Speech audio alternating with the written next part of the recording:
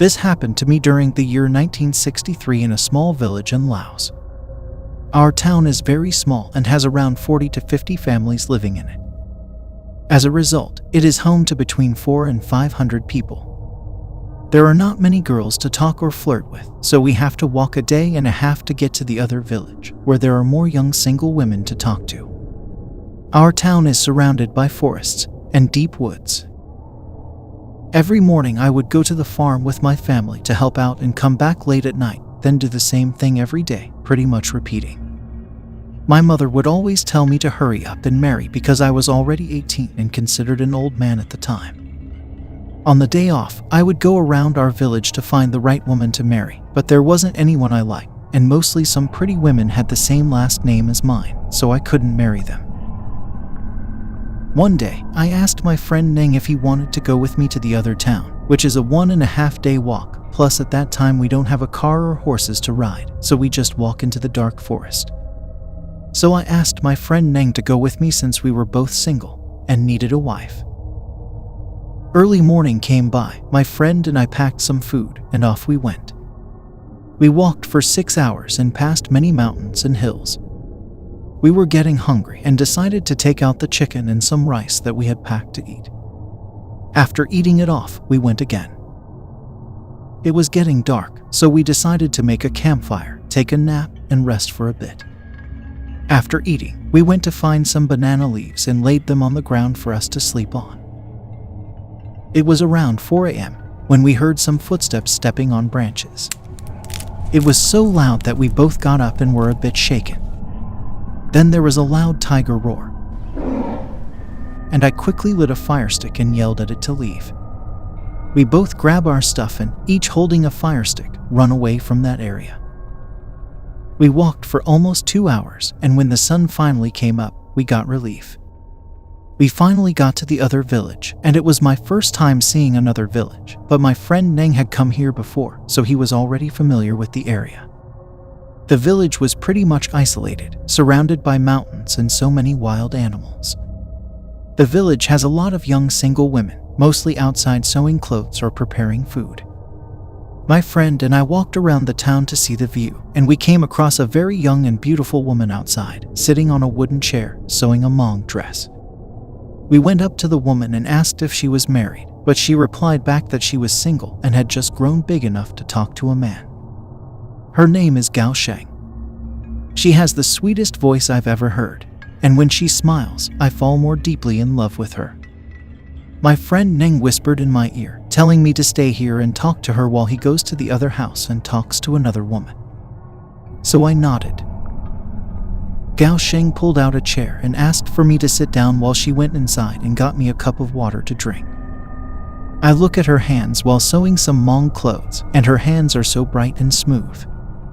She asked me where I was from, and I told her I'm from a faraway village that she had never been to. I told her I was looking for a wife, and told her that I had fallen in love with her from the first sight of her. She smiled and said, "Please don't lie to her to make her fall in love," but I told her it's true. I really like her. We talked for hours and decided to walk around and kind of give me a tour around her village. Her village is the opposite of mine, because in her village there are not many single men, and her parents have been telling her to hurry up and go marry because she is over the age of 18 years old. We talked for a very long time, and she agreed to be my girlfriend. I was so happy. It was getting dark, so my friend Neng and I were looking for a place to sleep overnight, but my girlfriend Gaoshang told us to just sleep in their house on the ground. At first we were shy and denied her, but we didn't know anyone in this town, so we agreed to sleep for the night. When night came, she pulled out some blankets for me and Neng to sleep on the ground. That night, I had the most terrifying dream ever. I dreamt that I woke up to some people crying and people playing drums like it was a funeral. I told Neng to get up, but he was too tired, so just ignore me. I saw my girlfriend sleeping on top of some kind of bamboo stick, wearing traditional Hmong clothes. People were crying around her, and I was confused.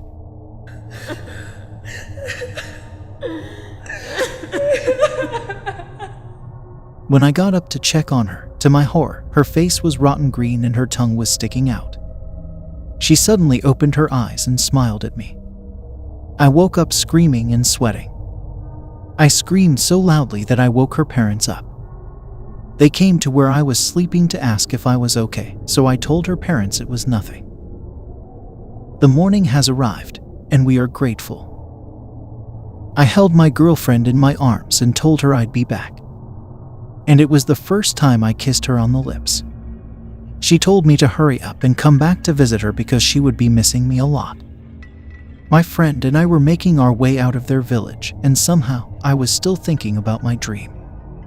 I asked myself why I would dream of her being dead and having such a scary face. I just shrugged it off and thought it was nothing. When we got back home, I told my parents about my girlfriend in my dream. My dad, who is a shaman, told me it's better to let her go because that is a bad sign. I didn't listen or believe what they told me because I was so deeply in love with my girlfriend. 2 weeks later, I asked my friend Neng to go back with me to my girlfriend's village to visit her. So my friend Neng and I went back to see our girlfriend again. When I got to their village, I saw my girlfriend washing clothes behind her house. I called out her name, and she ran so fast to hug me. She cried on my shoulder that she missed me very much and was glad to see me. I told her I missed her as well, and she told me to come inside so she could cook something for me to eat. Later that night, my friend Neng came back and asked me if we were going to sleep at my girlfriend's house again because his girlfriend's parents wouldn't let him sleep over. So we both slept on the ground inside my girlfriend's house again. That night, I had the same dream again. I dreamt that I woke up to people crying and people playing drums.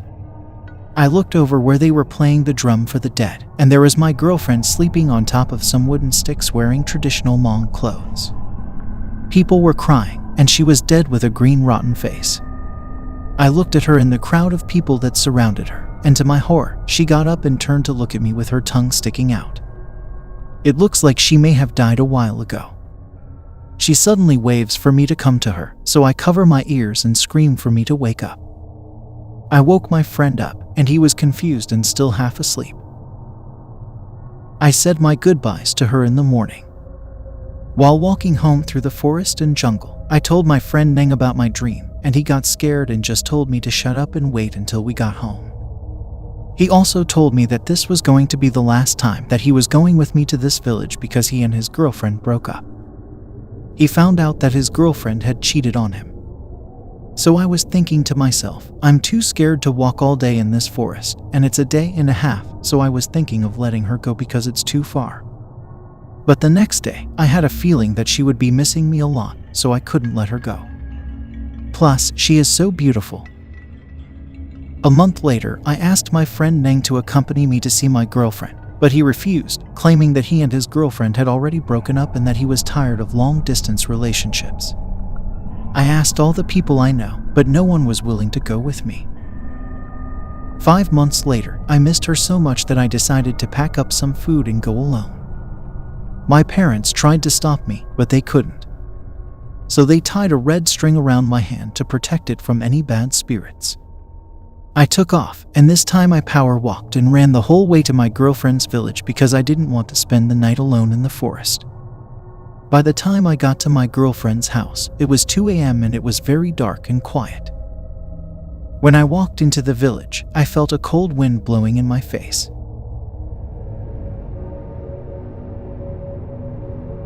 I look around the houses nearby, and most of the doors are open. It looks like people in this town just left in a hurry. I suddenly have a bad feeling. I was thinking to myself, what if everyone left the town and it was abandoned now because I had already been gone for 5 months? I told myself to be brave and at least check on my girlfriend's house since I had walked out this far just to see her. So I walked past some houses and finally got to my girlfriend's house. When I got to her house, her door was open and I could see that a tiny fire pit was lit up on the ground. It was lit up enough just to see a black figure. I saw someone sitting inside next to the fire, and it yelled slowly to me and said, "Hi, what's taking you so long?"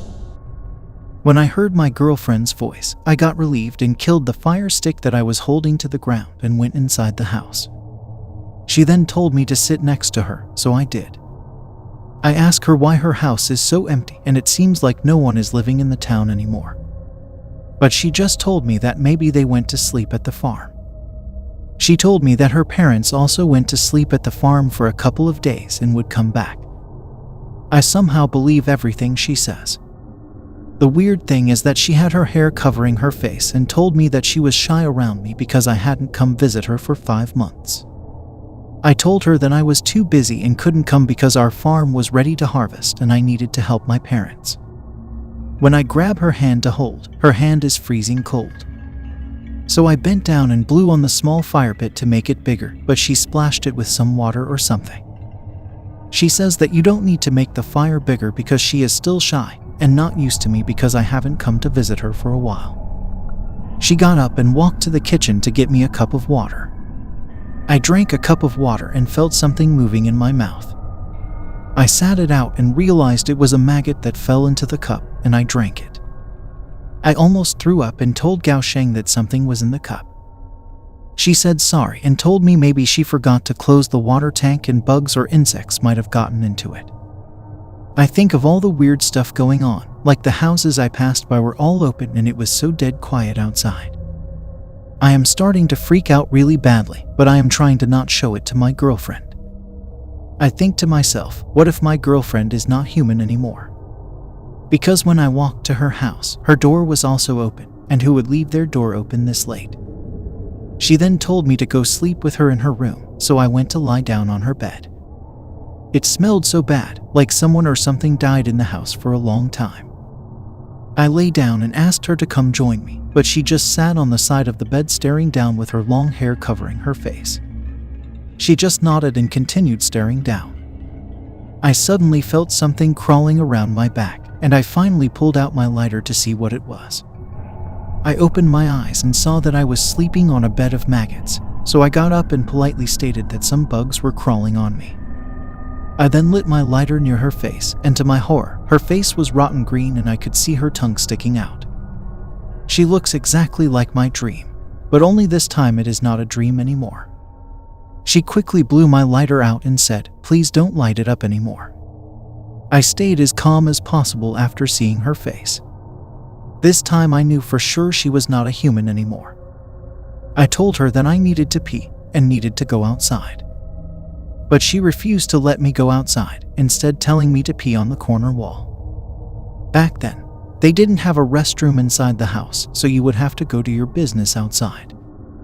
I told her that I couldn't just pee in the corner and was too embarrassed to do so. We kind of argue a bit. She finally allowed me to pee outside, but I will have to tie a rope around my body because she is scared that I might take off running from her. I agreed and tied the rope to my waist. She held the rope as I got out to the front door and pulled out my water bottle that I always carry with me and poured it to the ground while pretending to pee. I quickly untie the rope and tie it to a pole that is nearby. I heard her calling my name, and that is when I grabbed my fire stick from the ground and ran the heck out of that house.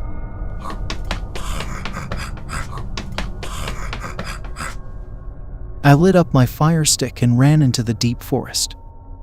I ran and ran so fast but heard her voice calling from afar.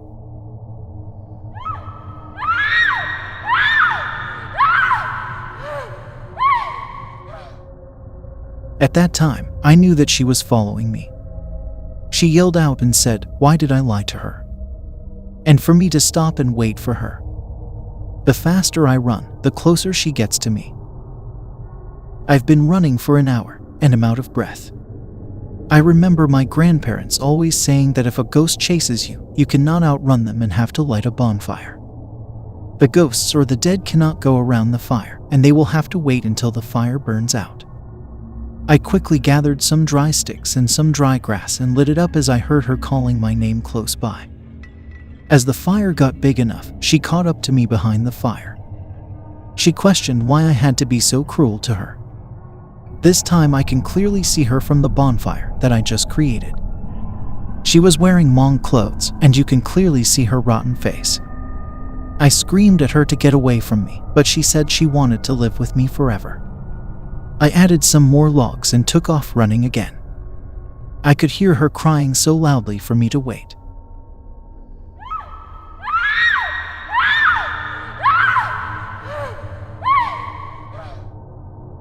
I ran past 3 mountains and 3 hills, but it sounded like I could hear her voice calling again. I realized that at this point, the fire that I created has burnt out already and she's back chasing me. So as I started to gather up logs and wood around me, I could see her figure running fast from afar. When I got the fire up, I could see her running straight to me. This time I ignored whatever she was saying and started collecting lots and lots of wood to burn. I built a massive fire in the mountains and prayed that it would burn the entire mountain and forest, preventing her from catching up to me. I ran away so fast and turned back to see if the fire was big enough, and was relieved to find that the fire was very big. I ran and ran. I could see my town from afar. It was morning by now, and I could almost see the sun coming up. I ran quickly and got into my house. I saw my mom making breakfast and my dad wearing his shoes ready to go to the farm. My parents saw me breathing heavily, and I got down to the ground and said, "Help me. Please help me." I waited till I caught my breath, and then cried to them and told them what happened. My dad brought his shaman stuff and set it up and started his ritual. While my dad was doing his ritual, we could hear someone kicking and banging on the house, but when my mom went to open it, there was no one outside. My mom went to get my uncle, who is also a shaman, and he began his ritual too. After an hour, my mom and uncle told me that they finally took her spirits away, and it's a good thing my girlfriend didn't get to me or else it would be too late. Days later, we heard from people that moved from that town to live in our town and said that my girlfriend's parents forced her to go marry someone else, but she refused and decided to eat some poison and died in the house. After they died and buried her, she came back and haunted all the people in the village. At night, she'll come and eat all their chicken and pigs. Many people saw her coming late from the forest. She haunted all the people in the village, and people were leaving out of the village so fast that they didn't pack or close their doors. I was so shaken up and didn't know what to do anymore, so I finally married a local woman in my town. The elder said that if someone called me by my old name, my girlfriend's spirit might hear it and find me again. Ever since my dad did his ritual and changed my name, I have never seen or dreamt of her anymore. I am now living a normal life.